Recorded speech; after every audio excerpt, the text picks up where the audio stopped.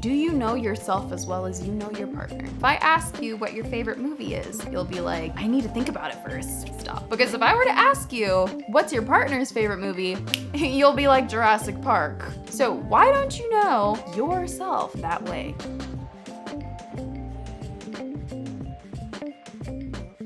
Hello, all you beautiful people. Welcome to my channel called The Jade Edit. And on this channel, we talk about how you can edit your mind, body, and spirit. On today's video, we're gonna be talking about how self-love and self-awareness go hand in hand. We're gonna be talking about some strategies that you can implement that will help you gain more self-awareness. And also, we're gonna just be discussing some areas that you've been avoiding or repressing that have been causing a lot of strife in your life. That rhymed. Haha.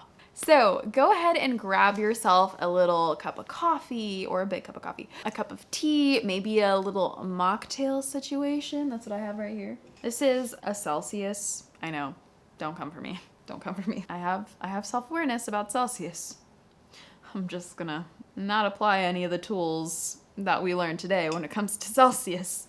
This is the Fantasy Vibe Celsius, so good. And then I have some Aura Bloom elixir drops in this as well, which I found in East Point at a coffee shop in East Point. I live in Atlanta, Georgia. East Point is maybe like 5 miles south of Atlanta. Obviously this is not sponsored, but if you want to give them a try, I will leave the link below. And this is really cool. It's a botanical blend designed to soften and soothe the nervous system to create space for compassion and deeper connection. And it probably helps with self-love and self-awareness. Booyah.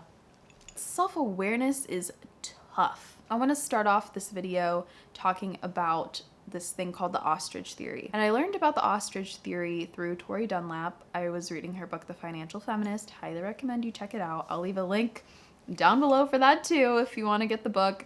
Not sponsored as well. Do I have to say that about a book? I don't know. Still figuring this YouTube thing out. Regardless, the ostrich theory or ostrich effect basically is when someone is avoiding something that is uncomfortable. And just like an ostrich pops their head in the sand to avoid danger, we're basically popping our head in the sand to avoid certain things that make us uncomfortable. She was referring to debt when she was talking about the ostrich effect, which is completely understandable because debt can come off very scary. So she was basically saying how a lot of times instead of looking at maybe your student loan balance or your credit card balance and coming up with a plan to get rid of it, people just try to ignore it instead of facing it head on. And this can apply to so many other things other than debt.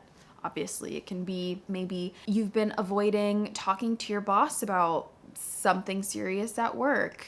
Maybe you've been avoiding talking to your friend or your partner about maybe them crossing a boundary. All that does is compound. You're gonna keep feeling funky because you're not confronting the situation head on. And it's just gonna be worse and worse and worse and worse. I'm gonna put some journal prompts on the screen and I want you to get out your journal if you have one that you use, or just screenshot this, save it for later, because these are very important journaling prompts. But I essentially want you to acknowledge the issue at hand, and it's gonna vary from person to person, obviously. What have I been avoiding? Plain and simple. What have you been avoiding consistently? And be honest with yourself about situations or problems that you might be avoiding or denying.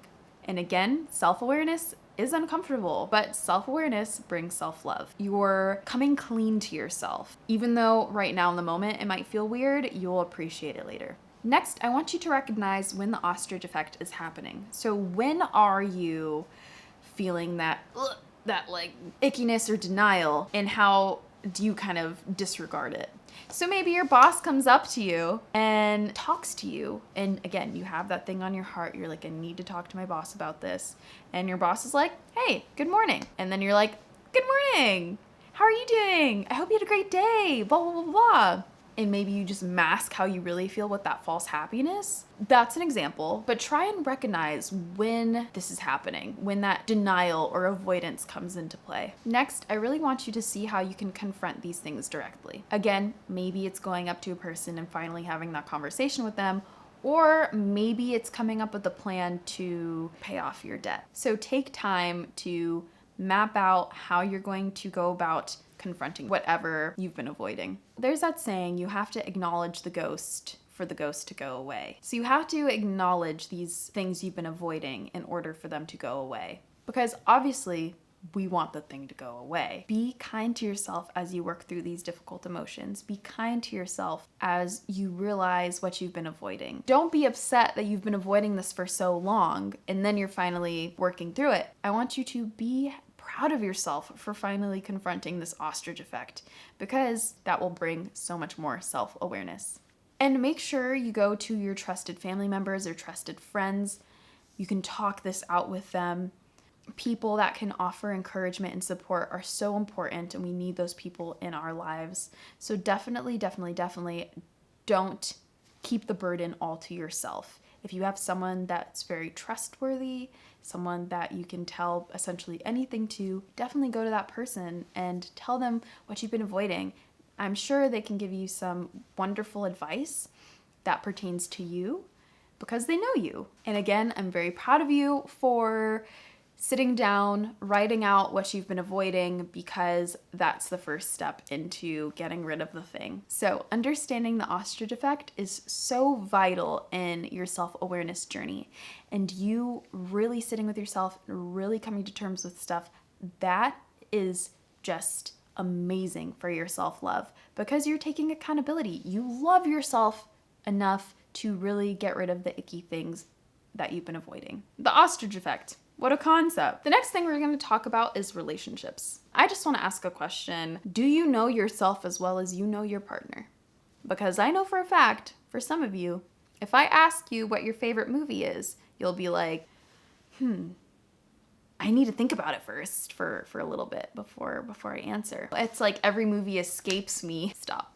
Because if I were to ask you, what's your partner's favorite movie? You'll be like Jurassic Park. So why don't you know yourself that way? We put so much emphasis on other people, especially the people that we love or find attractive. And we don't put that much emphasis on ourselves and our own likes. So I want you to really sit down with yourself and figure out the basic things. I don't know if you guys have seen those cards, but my partner has them.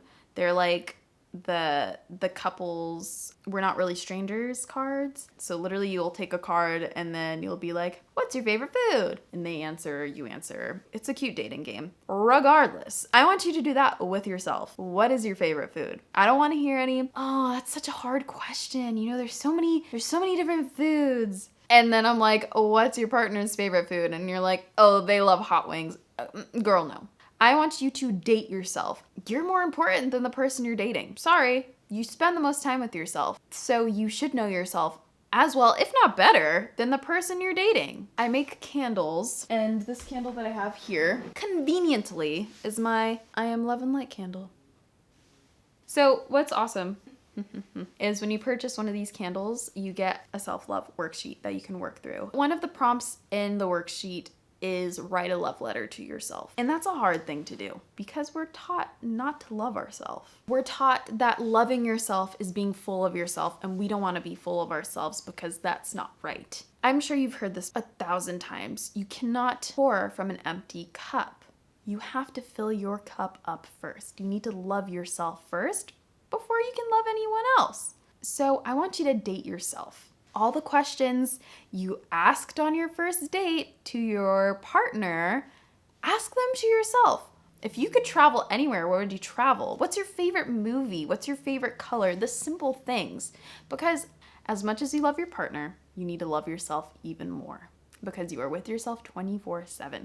Realize that everything in life is a choice. Gaining self-awareness is a choice. Are you going to choose to be self-aware? Are you going to sit down with these journal prompts, go through them, gain self-awareness, and in turn gain self-love? And I want you to have a deeper respect for yourself than anyone around you. Our self-respect is a blueprint to how others will treat you. And I'm a strong believer in the fact that you teach people how you want to be treated. So if you don't have self-love, if you don't have that self-respect, if you don't have self-awareness, people aren't going to treat you the way you want to be treated. You teach people how you'd like to be treated. I truly want you guys to live your best life, and I truly want you guys to have that self-love, because your life shifts for the better when you do. You won't allow funky things in your life if you respect yourself. And that's so important because it saves you a lot of trauma. Girl, saves you a lot of trauma. Please, please, please come to know yourself a little bit better. And thank you so much for tuning in.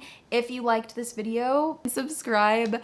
I'll be putting out new videos every single Friday. If you have any questions about this topic whatsoever, make sure you leave it in the comment section below. And also check out the Jade Edit, www.thejadeedit.com. It's my blog where I talk about all things mind, body, and spirit and how you can edit those things. I appreciate you all so much, and I'll see your cute self in my next video. Bye.